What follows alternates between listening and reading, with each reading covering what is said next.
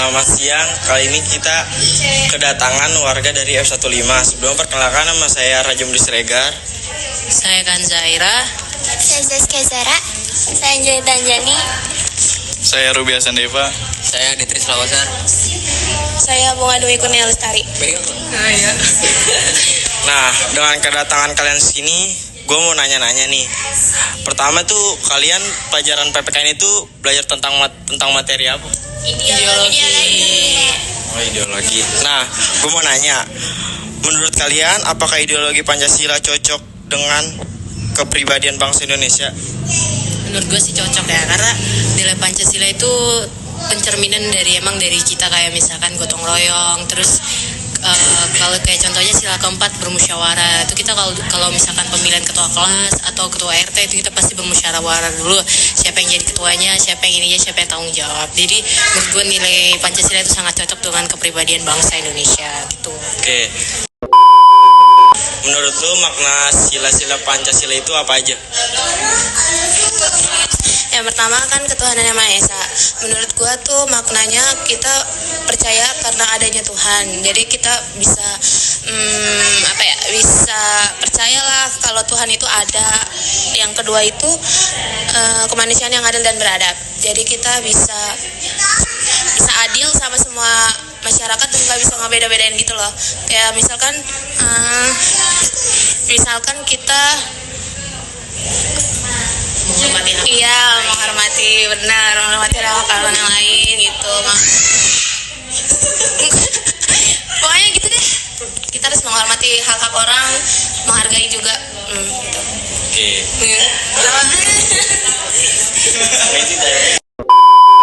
Misalkan yang 345 itu kan yang ketiga itu ada Persatuan Indonesia. Nah, kalau Persatuan Indonesia itu kita tuh harus bersatu untuk kayak negara gitu. Nah, yang kedua tuh yang keempat tuh ada kerakyatan yang dipimpin oleh hikmat kebijaksanaan dalam permusyawaratan kewakilan. Itu tuh kan kerakyatan tuh kita juga hampir sama kayak yang di Persatuan Indonesia. Kita harus bersatu, jangan mementingkan golongan sendiri. Terus kita juga harus musyawarah dalam mengambil mufakat. Untuk mencapai mufakat tuh kita harus bermusyawarah. Yang kelima itu ada keadilan sosial bagi seluruh rakyat Indonesia. Itu tuh kita tuh harus adil dalam misal pembagian tingkatan dari kayak kebijakan mungkin dibikin adil. Iya. Tapi ini kan yang zaman sekarang tuh keadilan kan hanya untuk orang berduit nih. Nah, menurut lu sendiri gimana nih?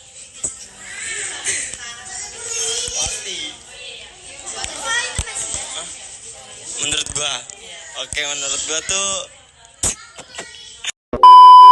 menurut saya keadilan itu semua itu harus adil, baik dari pemimpin maupun rakyat. Jadi pemimpin kalau misalkan buat kebijakan nih kayak pajak naik, berarti pemerintah juga harus dong apa yang mereka keluarkan itu juga harus naik, jangan rakyat yang terus dijadikan sasaran. Jadi menurut saya pemerintah kedepannya harus membuat kebijakan atau aturan yang menguntungkan rakyat, jangan hanya menguntungkan pemerintah. Seperti itu sih menurut saya. Nah, gue mau nanya ini ada di pertanyaan ini ya. Gue mau nanya, kalau menurut lu nih, tanggapan lu kan sekarang lagi ada demo nih. Nah, tanggapan lu tentang demo itu gimana? Kayak korupsi yang DPR tuh gaji itu naik. Menurut gue sih kayak kurang adil ya, karena sebenarnya tuh sama aja sih. Mereka tuh kan kayak karena gelap mata, dia tuh pengen uang, butuh uang, jadi mereka tuh ngelakuin korupsi gitu. Terus mereka juga karena mereka dipilih, mereka cuman just keep a promise. Mereka hanya janji nanti sungainya saya bersihin, rakyat saya sejahterain, tapi begitu jadi pemimpin lupa apa yang mereka katakan dan gelap mata. Jadi akhirnya mereka mengambil uang yang seharusnya milik rakyat tapi malah diambil oleh pemimpin. Dan ini harus menurut saya sih kayak Pak Prabowo harus menindas keras dan membantai semua para koruptor di Indonesia gitu. Oke. Terus mengapa masih terdapat penyimpangan terhadap nilai-nilai Pancasila? Saya mau jawab. Menurut gue sih kayak masih ya, soalnya tuh dalam penyimpangan Pancasila itu masih terdapat terjadi karena ada internal dan eksternal. Internal itu adalah kayak dia tuh kurangnya pemahaman pada nilai-nilai Pancasila, terus manusianya itu nggak adil, terus nggak moral terhadap sesama, terus nggak toleran. Terus kalau misalkan eksternal itu dia tuh lebih tidak, maksudnya kayak lebih mengambil kekuasaan dibanding, terus nggak sesuai dengan tidak sesuai nilai-nilai Pancasila. Udah gitu, ngerti nggak maksud gue? Oke, terus kan tadi lu bilang lu lagi tentang pelajaran ideologi sosialisme kan. Nah, coba gue pengen tahu dong, jelasin ideologi sosialisme itu gimana? Kelebihan dari ideologi sosialisme yang bisa kita lihat ya meliputi pemerataan kesejahteraan dan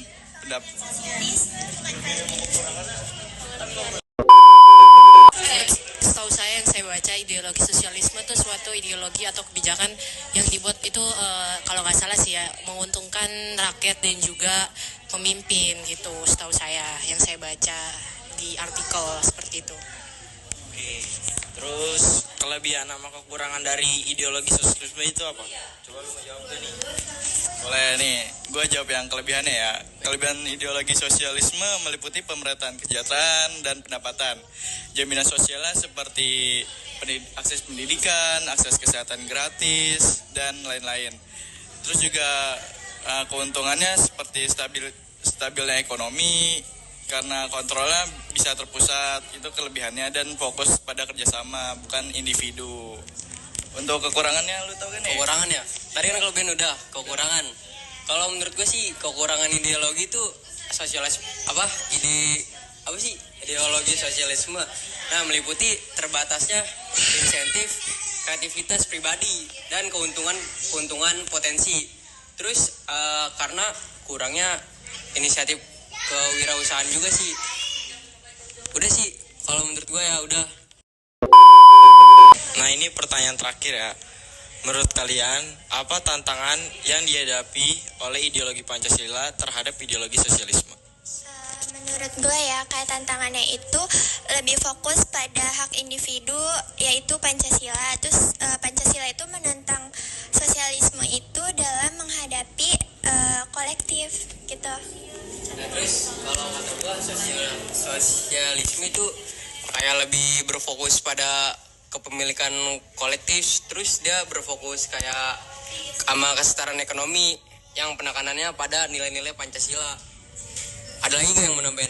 Gue pengen nambahin nih yang Pancasila. Menurut gue tuh Pancasila itu lebih menekankan nilai-nilai gotong royong, sosialisme, terus juga perpaduan nilai-nilai spiritual, sosial, dan politik gitu. Nah, itu kan pertanyaan udah selesai semua. Jadi kesimpulan dari ideologi sosialisme itu apa?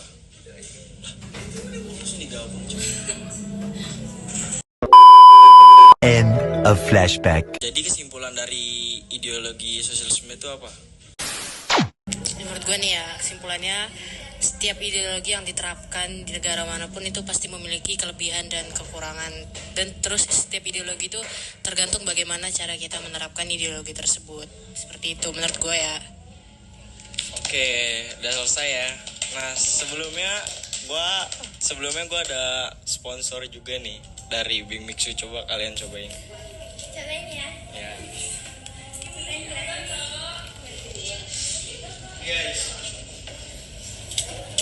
Ini aku versi waffle. Di air lemon. Udah cobain kan? Nah,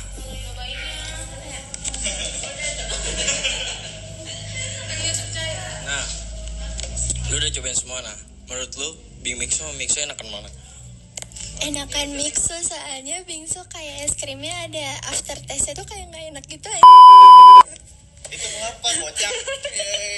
Nggak tahu, kayak ada rasa apa gitu.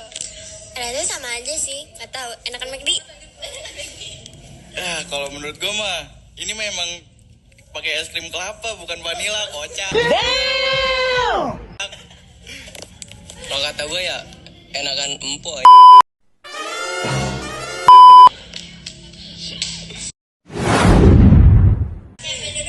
Nah, menurut gue bingsu lebih bagus, tempatnya lebih keren, lebih